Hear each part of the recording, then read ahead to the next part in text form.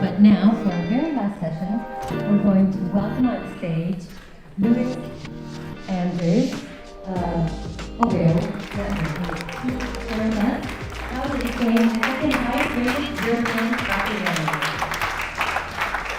1, 2, 1, 2. Marvellous. My name is Louis Andrews. I am the Director and President of OVO Network France, and today I'm going to be closing the day, so thank you everyone for allowing me this honour. And I'm going to be talking about guest reviews and how OVO Network became the second highest rated European property manager. That's a basketballer. The secret of basketball is that it's not about basketball.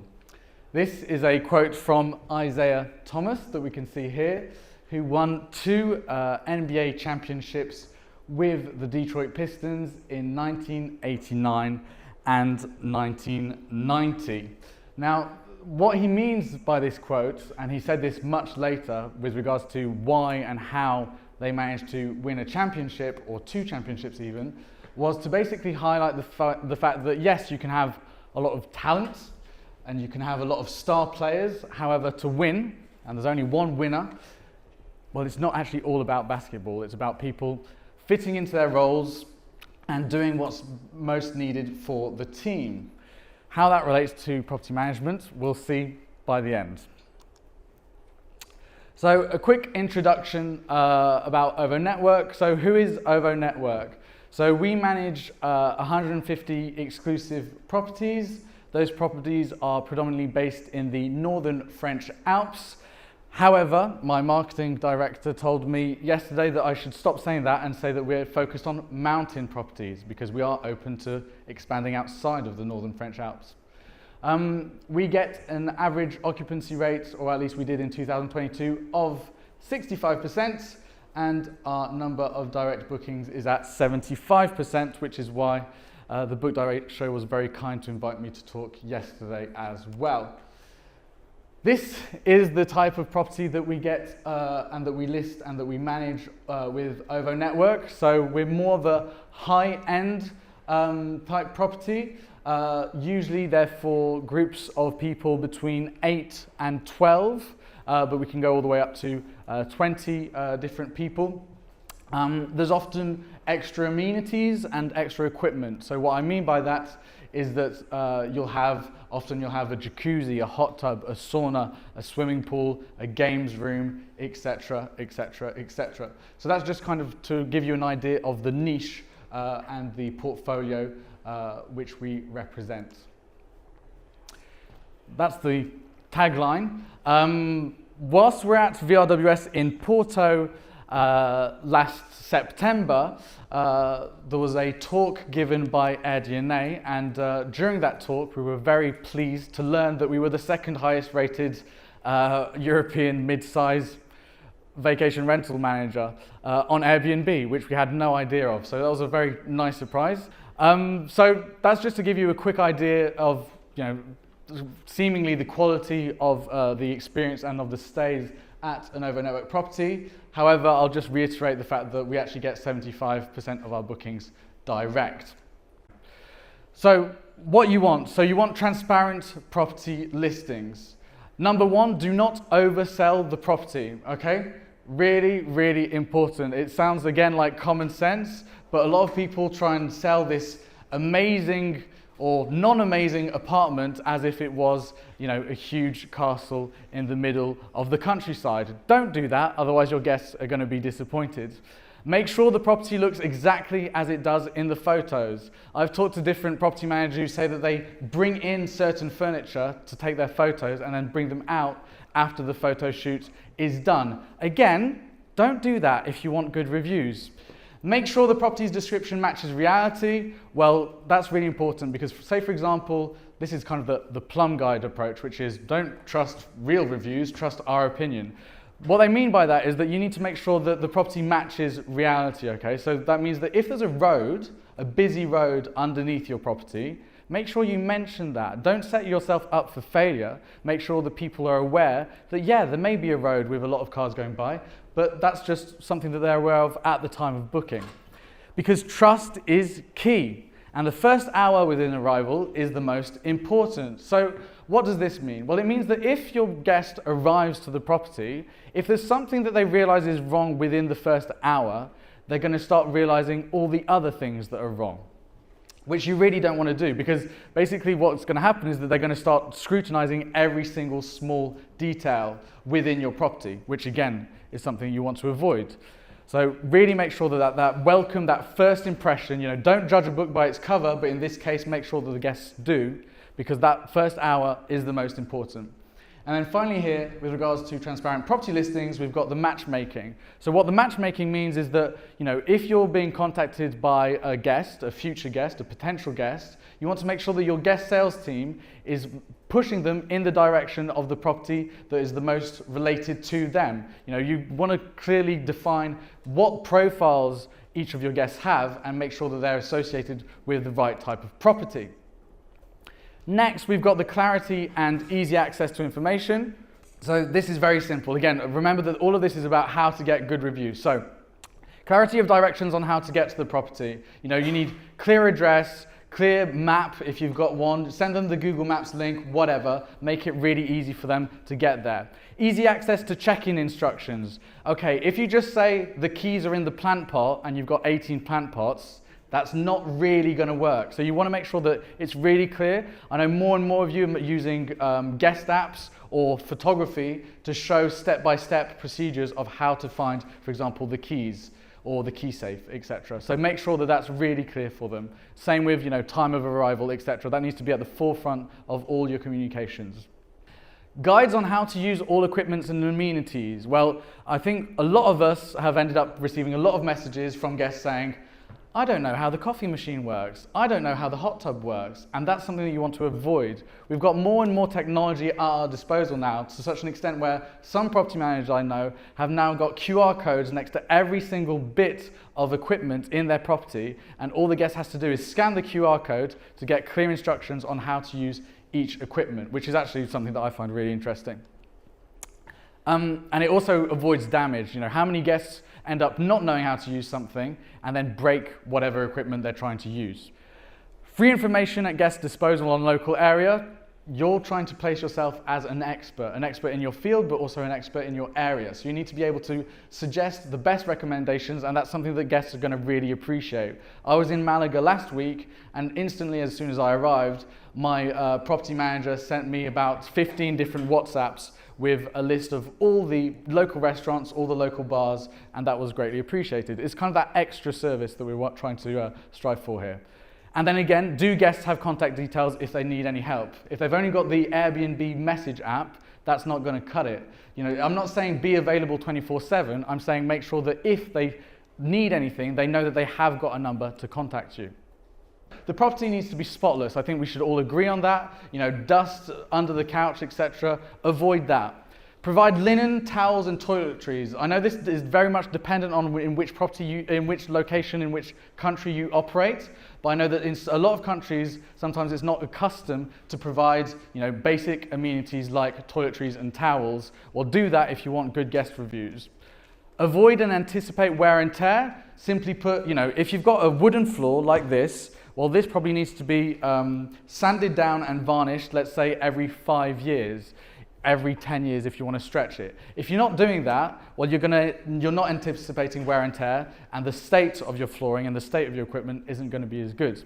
And routinely update equipment. So again, if you've got that same TV from back in 2003, guests are going to realize that, and it feels like you don't care about the property. The personal touch. So what you want is you want to pay attention to detail. So what this means is that if your property is really bland, it doesn't have any personality, and they don't feel like they're arriving into somebody's home, somebody who's got amazing taste, well, they're just going to treat it as a bland property. So that's going to increase the likelihood of damage, and also they're just not going to feel like they're anywhere special. They're just going to feel like they're in a random white cube similar to a hotel room. And we know we want to be better than hotel rooms. Provide a welcome basket. How many here provide welcome baskets? Okay, interesting. So the way that we do this is we have, for a lot of our properties, we have 3 different tiers of welcome baskets. You have the tier for the guest who's staying in a OVO network property the first time for a week. You've got the tier for a OVO network guest who's already stayed with OVO network who's staying again for a week. And then you've got people that have already stayed with OVO network and are staying again for longer than a week, so let's say 2 weeks. And what we're going to do for each of these groups is we're going to have a basket upon their arrival. So these baskets are pretty straightforward in terms of what's inside them. There'll be stuff like, yeah, okay, your salt, your pepper, your olive oil, all stuff that we should be providing anyway. But then on top of that, we're adding extra local produce. So we're in the mountains, so we've got French cheese, French wine, French baguettes, French croissants, etc., etc., etc. What that means is that the guest, upon arrival, is going to have a nice surprise, okay? We don't vent or talk about the fact that we provide this welcome basket at any point apart from, when the guests arrive, and that's a nice surprise. What was I saying earlier? The fact that the first hour, the first arrival within the property is the most important time. So that's a really nice surprise. And then finally here, reinforce the fact that the guests are staying in someone's home. If you want to avoid damage, Swickly have been talking about their solution, obviously Superhog will be talking about their solution, but I find that the best way of actually avoiding damage is making sure that your guests feel like they're in somebody's home and that somebody cares for that home, okay? What we have is we have quite a few of our owners that do the welcoming themselves to their properties, and they are always the properties that have the least amount of damage. Why is that? Because there's a respect that's being established between the owner and the guest, because the owner says, hi, welcome to my home. Effectively, he's saying, hi, don't break everything in my home. Be hospitable. Okay, I'm just going to say that a sentence that we said a lot last year, but I'll say again. We're in the hospitality industry, okay? So be hospitable, be welcoming. I'm talking to some of you French people here, Don't be a grumpy French person.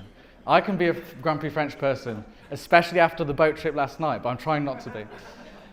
Yeah, thanks, Mark. Be available. Again, so being available and being available is 2 different things. What do I mean by that? I mean that if you just give them a number, it doesn't necessarily mean that they're going to call you up every single second. And I know that some of you are scared of providing your number for that reason. Being available just means that they've got something to lean on and they feel more at peace and secure if they have got a way to contact you. Keep response times short, okay? Again, and we're going to say this in the next slide, but even if it's a problem, you don't have the answer straight away, if you see the message from your guest, answer it. And I don't care and I don't mind if the answer that you're first sending is just to say, I don't know the answer to your question, I'll get back to you. But show that you're in touch, show that your response rate is really, really quick. Be adaptable. Again, this is about going the extra mile. If somebody's asked for an early check-in, a late checkout, be adaptable. Again, this presentation is about how to get good reviews, not how to milk your guests for as much money as possible. So what I'm saying here is, if they ask to arrive 30 minutes earlier, or maybe just allow them to do so, which will increase their satisfaction, instead of saying, yeah, fine, that'll cost you 50 quid. Problem resolution. Okay, the Midas technique. This is something that I've trained all my inquiry guest sales team on. The Midas technique is make contact, investigate the problem, decide on the outcome, act on the outcome, and stay in touch. Okay, and that's really important when it comes to problem resolution. Because again, you want to address the guest issues as soon as possible. Now, this is something that we all need to do, and I've managed to train my own brain to do this, and it's really, really, really good, is that when we have a guest issue, it'd be a bit of an exaggeration to say that I'd become excited, but I definitely don't bury my head in the sand. This is an opportunity to improve my guest satisfaction. That makes absolutely no sense for most people. They go, there's a problem, therefore the guest is going to be dissatisfied.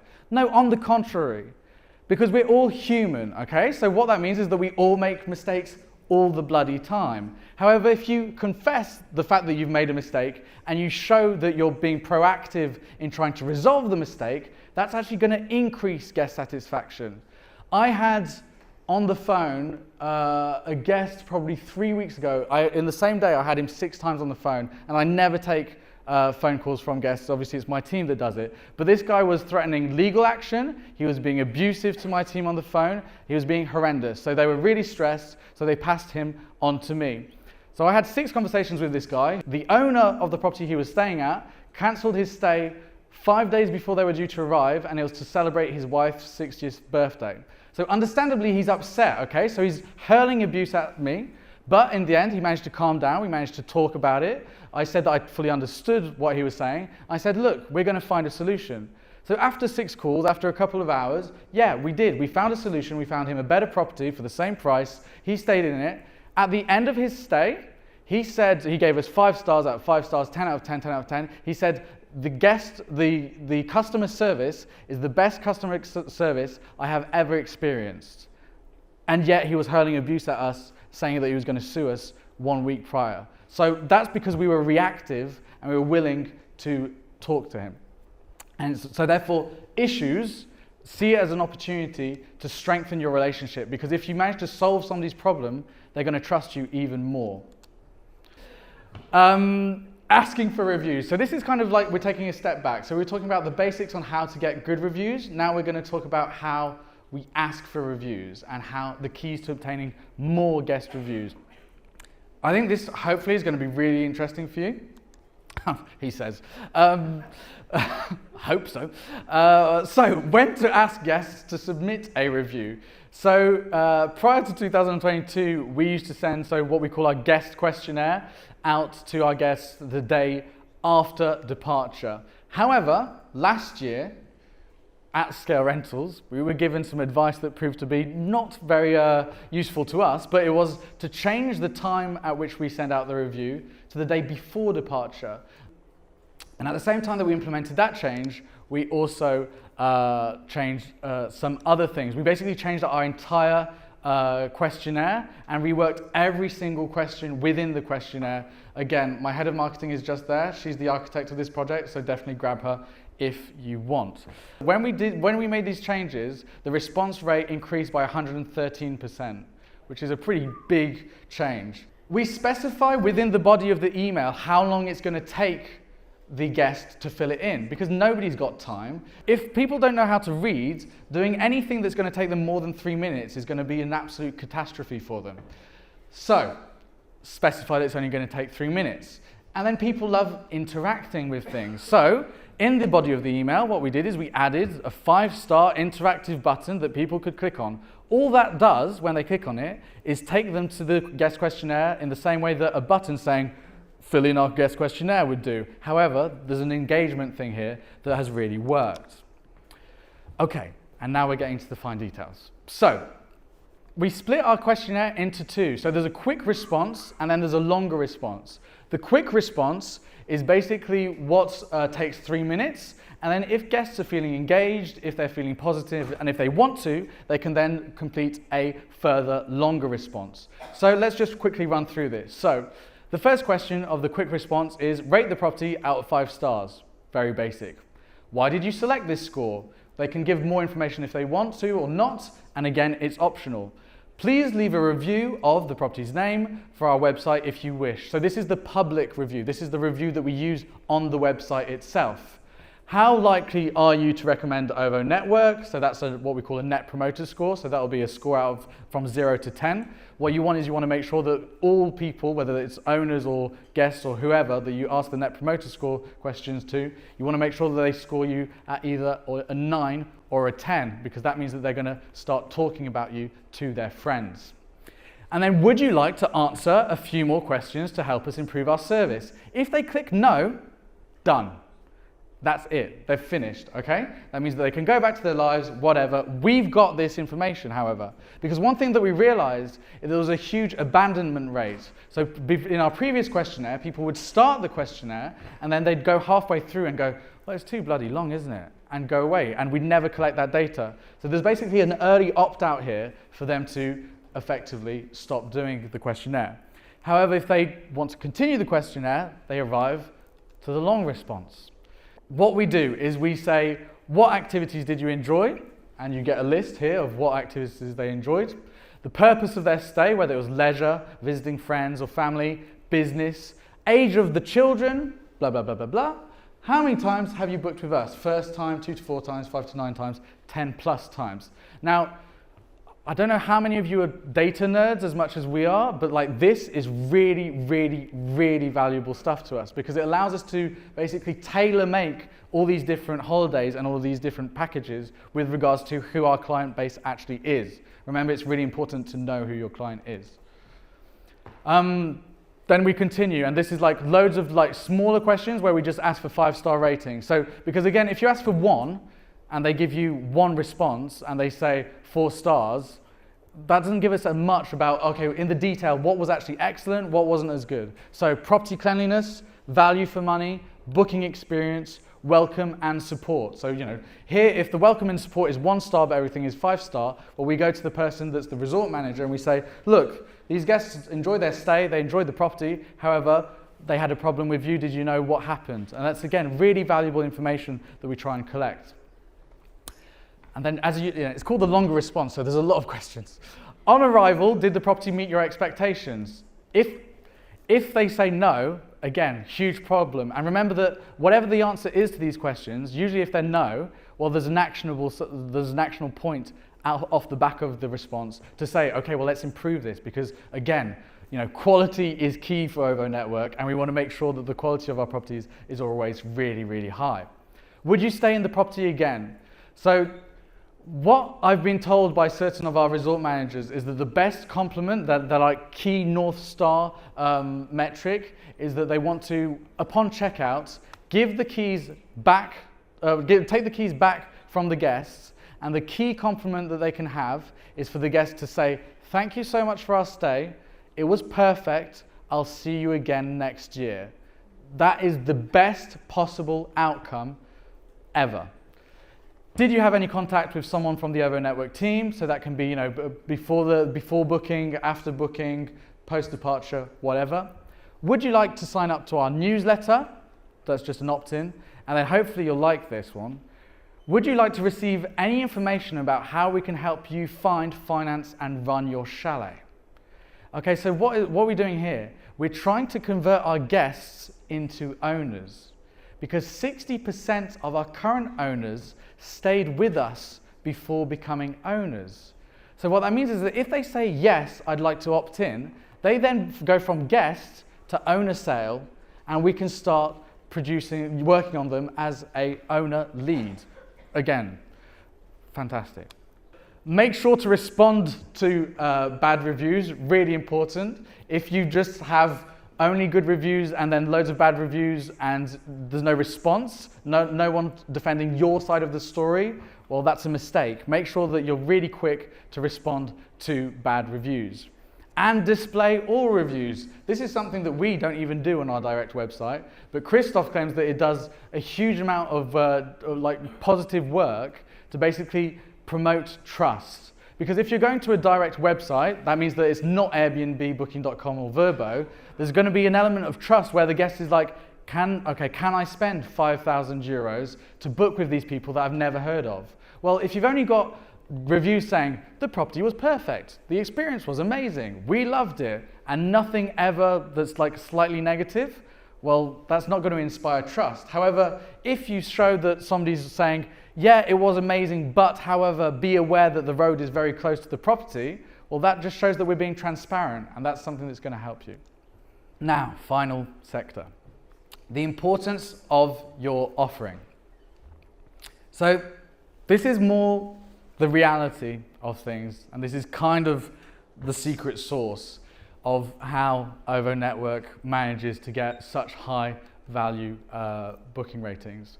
So I've identified that there's 4 different types of property tiers. I don't know if you all agree with me, but this is definitely the way that I see it. So we've got basic, mid-range, high-end, and luxury. Basic is affordable, basic amenities, often without extras. Who feels that they provide basic properties? Oh, everyone respects themselves a lot. Okay, great, thank you. Basic is cool, it's cheap. Mid-range, anyone feels like they fit into the mid-range category? Yep, okay, fair few people. High end, so higher quality features, blah, blah, blah. Yeah, okay. And then luxury. Okay, cool. We've got a good amount. Basic and luxury. Damn, that's cool. Okay, so basically what I've found is that the expectations on either end of this are really high. So and I know this because basically a lot of our complaints and a lot of our guest issues and a lot of our bad reviews happen either when the guest has paid 500 euros for their stay, or when they've paid 25,000 euros for their stay. That's when the expectations are higher. OVO Network falls into the high-end category, and what you'll find is that this is a price range of, let's say, around on average, I don't know, 3,000 to 4,000 euros. Well, there's kind of like there's the people that have got enough income to basically come and stay at your property, and it's not as much as an investment to them with regards to the expendable revenue that they have, for them to then uphold you with really, really high criteria. Luxury is probably the worst in my opinion, because the expectations are so high for every single last thing to be perfect, which is really hard. So how to get great reviews?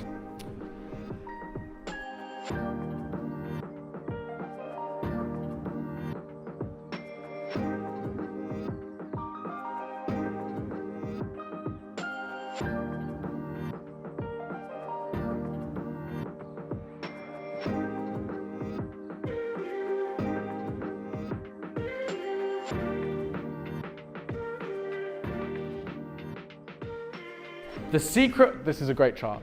The secret of basketball is that it's not about basketball.